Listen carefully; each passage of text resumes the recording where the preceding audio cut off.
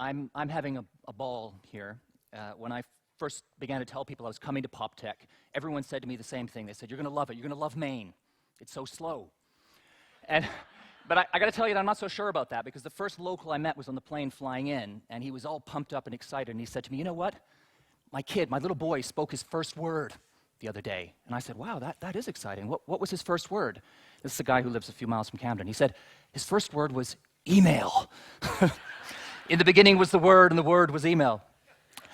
And that reminded me of a story in England, something that happened a few months ago, where a couple went to the divorce courts, and the judge said, "What happened? Why are you here?" And the husband spoke first. He said, "Your Honor, it's a long story. We married young, we grew apart over the years, but the moment I knew this relationship was over, it was dead in the water, was when we were in bed together in an intimate sexual moment, and I was doing something for my wife, and I lifted my head up because I had to unlock my jaw, as you sometimes have to do in this, and I caught her checking her email on the BlackBerry."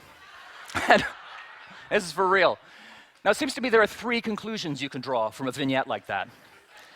The first is that the husband in question really needs to brush up on his technique. The second, and this was a conclusion brought to my attention by my French neighbor, a very chic Parisian woman. She said, "Of course, this is just proof that the British are the worst lovers in Europe." And that's a subject for another Poptech talk. I'm interested in the third conclusion, and that is that collectively, we have forgotten how to unplug, how to switch off, how to give ourselves over completely to another person, to an activity, to the moment. We have forgotten how to slow down.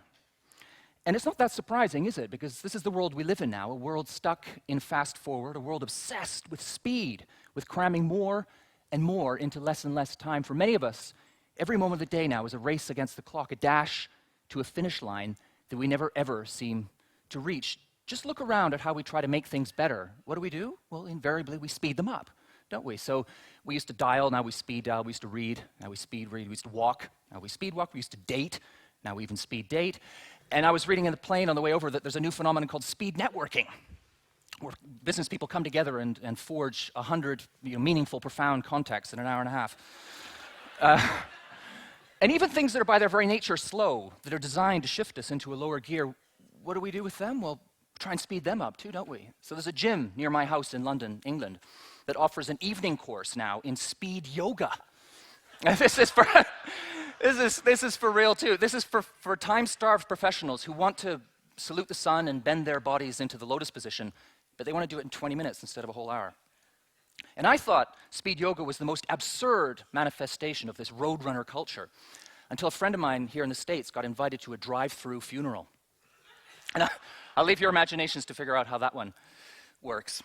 Now, these are extreme examples, obviously, speed yoga, drive-through funerals, but I think they steer us to a serious point, and that is that we are so caught up, many of us, in the headlong dash of daily life. We're so marinated in this culture of speed, busyness, and stimulation that we often lose sight of the damage that it does to every aspect of our lives, to our health and our diet, to our work, to our relationships and communities, to the environment.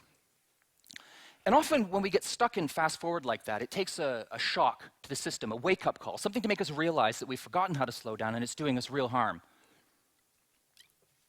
And that wake-up call can take various forms. For a lot of people now, it comes in the shape of an illness. One day the body just says, "I can't take it anymore." And the person suffers a heart attack or a burnout, or your hair starts falling. You just can't get out of bed one morning. Or maybe a relationship goes up in smoke because you haven't had the time or the tranquility to listen to the other person, to be with them, to switch off your BlackBerry in the bedroom. You've got 392 friends on Facebook, but when was the last time you spent an afternoon hanging out in the park with one of them? My wake-up call came when I started reading bedtime stories to my son. I used to go into his room at the end of the day, and I just could not slow down. So I'd be sitting on his bed with one foot on the floor, speed reading Snow White. Trying to skip a line here, a paragraph there, sometimes a whole page. And of course, my son, like every other 3-year-old, knew the book and the book's inside out. So we were always quarreling. He'd be saying, "Daddy, you're reading too fast," or "Why are there only 3 dwarves in the story tonight?"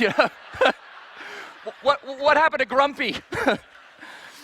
And I knew this was wrong because, like all of us, I had that memory, that deep folk memory of being read to by my own parents, and that moment of the day that should be the most relaxed, the most intimate, the most tender, the most magical moment when a father sits down to read a story to his little boy, had become instead a battle of wills, a war between my speed and his slowness. And this went on for some time until I caught myself speed reading a newspaper article with time-saving tips for fast people like me to go even faster. And one of those tips talked about a series of books called The 1 Minute Bedtime Story. And I mean, I can laugh at that now, but my first reaction when I saw those words was hallelujah, you know. Snow White in 60 seconds, bring it on. But my next reaction was very different, and it was like a light bulb went on over my head, and I suddenly thought, whoa, has it really come to this, you know? Am I really in such a hurry that I'm prepared to fob off my son with a soundbite at the end of the day? And it was a kind of turning point for me, a moment of epiphany, and I knew then that I needed to slow down, that I wanted to slow down. So I started traveling around and investigating as a journalist. And what I found was that wherever you go nowadays, you find that more and more people are doing the unthinkable. They're slowing down in every walk of life. And they find that rather than what conventional wisdom tells us, which is that if you slow down, you're lazy, you're boring and bored, you're unproductive, you're roadkill, the opposite turns out to be true. They find that by slowing down judiciously, slowing down at the right moments, that they do everything better, that they work better, they play better, they live better. And in this rising tide of deceleration that you find right across the planet now in our culture lie the seeds of what more and more people refer to now as the international slow movement or the slow revolution. Now, if you'll permit me a small act of hypocrisy, I'd like to give you a fast tour of the slow movement. We are on the clock, after all, and I'm here for the whole conference, and there's Q&A, so we can put more meat on the bones later, but I just want to give you a kind of feel for how the tectonic plates are shifting broadly below the cultural surface now. So let's talk about food. The virus of hurry has infected every link in the food chain, from the way we produce our food on industrial farms, to the way we cook it, oven-ready this, microwavable that, to the way we eat it. You know, so many meals are just incidental. We're driving, we're balancing it on our laps while we watch Desperate Housewives, or we're surfing the internet. You know, I heard a wonderful phrase the other day, which is dining al desco. And we lose so much when we take a hurried approach to food. We lose the nutrition, the health, we lose the pleasure of the sensual, the texture of the food, the taste. We lose the social connection. But there's a very powerful backlash going on in the world of food. There's the slow food movement, which I'm sure many of you have heard of, which began in Italy as a reaction to the arrival of McDonald's on the Spanish Steps in Rome about 20 years ago. But it's spread right across the world, including here to the United States, where it's very militant and influential. And slow food is about a very simple idea, which is that we get a lot more pleasure, health, and meaning from our food when what we eat is cultivated, cooked, and consumed at a reasonable pace. Slow food is the tip of the iceberg, though. If you look around, the renaissance of the farmer's market, I think, is another sign that people are yearning for food that has meaning, that has a story, that tastes of something, that is brought up and raised in harmony with nature. Out of the slow food movement has grown something called slow cities, which again began in Italy, but has spread right across Europe and beyond. And what slow cities do is that they reconfigure the urban landscape in ways that encourage and help people to put on the brakes, to smell the proverbial roses. So they put in park benches, green spaces, closed roads to traffic. But in some ways, being an official slow city, and there are now nearly 90 of them, is greater than the sum of those parts. It's like a city coming together and saying, you know what, we understand that slow is good, that slowness has a role to play in the 21st century. Now that's slow food and slow cities, both Italian movements in their origin, but this cultural shift does not come with a label that says made in Italy. This is much broader than that. Think about sports, for instance. 20 years ago, slower forms of exercise, things like yoga, tai chi, qigong, and so on, were seen as a little bit flaky, a little bit wimpy, a little bit girly even, weren't they? Today you find athletes in elite sports, some of the most testosterone-drenched macho sports on earth, hockey, football, rugby, doing things like yoga. And why is that? It's because they work. They sort of strengthen the muscles, they develop balance, but they also do something deeper. They foster a kind of inner slowness, an inner calm, so that when the athlete is moving very quickly in the game, he's still on the inside, what athletes have always referred to as being in the zone.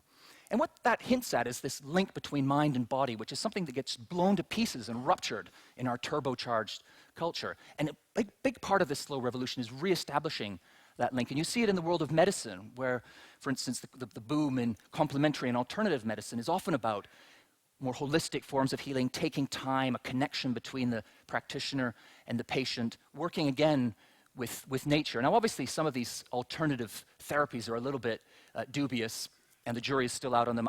I won't be first in line to get a coffee enema, for instance. But clearly other things like acupuncture, massage, these things work. Now, when you talk about mind, body, and the connection between them, you come back to sex again, don't you? Everything comes back to sex, isn't it? And there's a lot of fast sex around. And I'm just talking about the tidal wave of pornography washing over the internet. You remember that BlackBerry couple, email in bed? When I heard that story the first time, I thought, oh, come on. I mean, these people are freaks. But then about a month later, a big international survey of cell phone habits concluded that 20% of us, 1 in 5 of us, is now willing to break off from the act of love to take a cell phone call or an email. And even in that, you do that global cultural icon du jour, Paris Hilton, in her infamous sex video, which I haven't seen, I hasten to add, but I'm told by reliable sources, she breaks off from her ministrations to take a call as well. He said, hey, Nicole, this is hot. But even when we manage to check our Blackberries and our Trios and things at the bedroom door, we still want to speed up the act of love, don't we? So I was in the newsagent getting my paper a little while ago in London, and I saw a magazine, Men's Health, and on the front cover there was a headline screaming out that said, bring her to orgasm in 30 seconds. You think, so we were making love with a stopwatch. And the interesting thing about that 30-second orgasm is whenever I mention it at a public event, there are always a group of men who come up afterwards and say, what was the name of that magazine? What was the issue number? But no women ever do. And I think that's quite revealing. I think that when it comes to sex, certainly women have a natural affinity for the idea that slowing down between the sheets is good for you. I mean, we all know that famous song, A Lover with a Slow Hand. That was not the Pointer Brothers, was it? It was the Pointer Sisters. Now, I'm not here. I should have that playing now. I'm not here to say that all fast sex is bad sex. I like a quickie as much as the next person. And I got to tell you that as a married man with 2 small children, these days I'll take any sex I can get. but if all the sex you're having is fast sex, then you are missing out, because it's when people slow down between the sheets that not only does the body have time to warm up and deliver more bang for your buck, if you like, but all of those subterranean connections that happen between 2 people when they are really there in the moment together begin to happen, the emotional, the psychological, the spiritual even. You remember a few years ago we all laughed when Sting, the pop star, talked about making tantric love to his wife for hours on end. And some of us worried for the health of his wife as well. She also seemed to walk a little funny on those red carpets. You look around today and couples of all ages are flocking to workshops to relearn this lost art of slow love. There's even in Italy, where Italians all seem to know how to find their pleasure, they've got an official slow sex movement. From sex to children, often not a very big leap. These days, kids are running around like headless chickens. The virus of hurry has infected childhood. They're out of the womb. It's Baby Einstein DVDs. It's Kumon tutoring. It's endless extracurriculars. But children need more than that. They need slowness perhaps more than adults do, because it's in those unstructured moments, times, that kids learn to look into themselves, to find out who they are, to work out how they fit into the world, to think creatively, to learn how to get along with each other. And so that's why you're seeing within the world of child rearing a new way of thinking about things, a new way of thinking about time. So across North America, there are now cities that hold official kind of slowdown days when all homework and extracurricular activities are canceled, and children are just given space and time to hang out, rest, play, sleep, just be children. And the same message is coming from elite universities on both sides of the Atlantic. Not long ago, Harvard sent out a letter to all its freshmen, coming in for the new year, saying, welcome to Harvard. We want you to reach for the stars. We want you to be the best that you can be. But in order to do that, you need to avoid getting overscheduled. You need to leave time in your schedule when you do nothing. You just wander around campus, mooning around, sit under an apple tree like Isaac Newton did, sleep a siesta. And the title of that letter from Harvard University, the Mount Olympus of academic achievement, is simply, slow down. Now, I know what you might be thinking. You might be thinking, okay, food, cities, medicine, sports, sex, kids, I can see how slow works there, but the workplace? Come on, give me a break. This is the 21st century. You've got to get with the program. You've got to be up to speed, as we say. But that's wrong. Obviously, in the 21st century, the global economy, you have to be fast much of the time, maybe even most of the time. But if you're fast all the time, then you're heading for a fall. And that's because when we don't switch off, when we don't change gears, we have no time to refresh and recharge. We have no time to think deeply about things. And that's why in the world of work, you're starting to see a slow rumble or two. And I think there are three strands to that. The first is the idea that working less, fewer hours, can actually mean working better. If you look at the Nordic countries in Europe, they work the kind of hours that would make most Americans green with envy. Yet their economies rank consistently among the most competitive in the world. And they produce world-beating companies like our friends Nokia. That's the macro. You see it on the micro level, even here in the workaholic United States, companies like PricewaterhouseCoopers finding ways to force their staff to take a vacation. So working less. The second thing is working more slowly, changing gears during the workday, because all of the research shows that the brain needs moments of quiet and stillness to slip into that deeper, richer, more nuanced, more creative mode of thought that is the future for all economies, as we heard from Daniel Pink yesterday. And that's why companies everywhere are trying to carve out spaces where people can slow down during the workday. So chill-out rooms, on-site yoga and massage, even napping capsules and siesta suites. The third strand in the workplace with a slow revolution, it brings us back to this whole question of technology, renegotiating our relationship with these gadgets, which are wonderful, by the way. I have them all and they're fabulous, but they all come with a little button that says off on it. And we just don't use that button enough, and it's doing us harm not only to our private lives, but it's actually making us less intelligent in some ways. There was a report from Hewlett-Packard recently that warned that the constant barrage of electronic interruptions causes our IQ levels to fall 10 points in a day, average day. Think about that for a second. 10 points. That's double the equivalent of smoking pot or marijuana. So on one hand, our fast-forward culture tells us if you're always on, you're the first guy to answer the email, you're constantly there, 24/7, that is going to turn you into an uber-productive master of the corporate universe, when actually it's far more likely to turn you into Cheech and Chong. So you add it up, and I was in Australia recently, and the biggest financial business magazine there had done a big cover story on the future for Australian businesses, how to survive in this fast-paced, ever-changing, nimble, dexterous, exciting and thrilling modern economy. And they distilled all their wisdom down into a few tips. And the first tip was just simply, just like Harvard University, the first tip was slow down. So I think wherever you look these days, the message is the same, that less is often more, and that slower is often better. It seems to me that we're moving to a particular point in history, a turning point. For the last 150 years at least, we've been on a constant upward curve of acceleration. Everything has been getting faster. The pulse of everything we do has been quickening. And for most of that time, I would argue, that wasn't a bad thing, that it was a good thing, that speed did more good than bad.